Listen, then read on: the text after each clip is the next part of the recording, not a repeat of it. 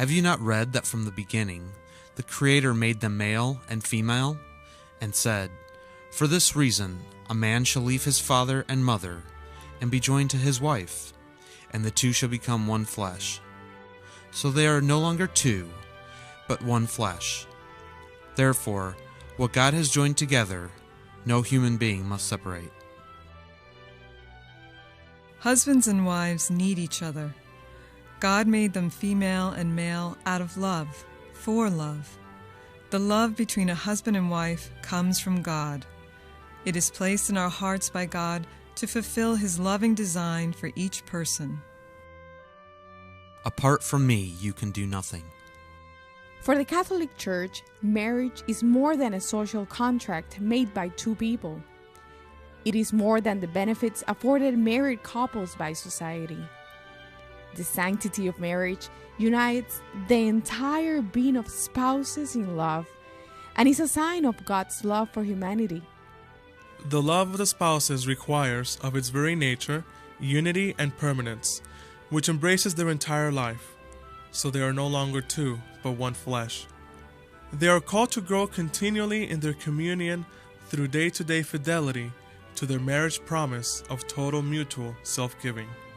This human communion is confirmed, purified, and completed by communion in Jesus Christ, given through the sacrament of marriage.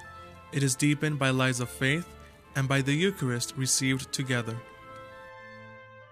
The Holy Eucharist, in fact, is considered the source and summit of the Christian life. It can be said also that Eucharist is the source and summit of Christian marriage as well.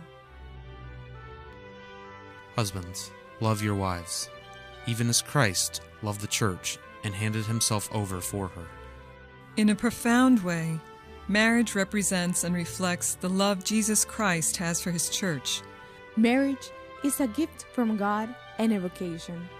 A vocation is God's plan for our lives, and by following this plan, we journey towards holiness and grow closer to God. Those who are called to the vocation of marriage are called to place God in the center of their marriage, realizing that God instituted marriage as a sacrament.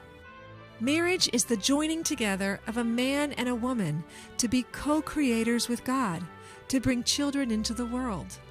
While not all marriages are blessed with children, God calls us to be open to life because of our great love for our spouse and our great love for God.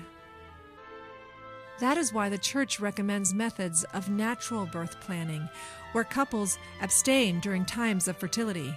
This affirms the dignity between husband and wife and promotes mutual respect and total acceptance. Marriage between a man and a woman unites children with their father and mother in a loving bond. Family is a microcosm of the world, and it is how we are introduced to our faith and our understanding of selfless love. When we love and trust God and follow His will for our lives, we cherish families, marriages, and the children entrusted to us. We also respect the gift of life from conception to natural death. The root of the crisis of marriage and family lies in a false notion of freedom.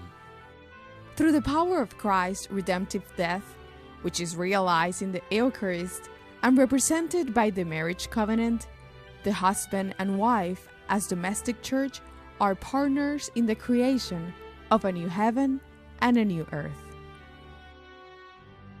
Then I saw a new heaven and a new earth.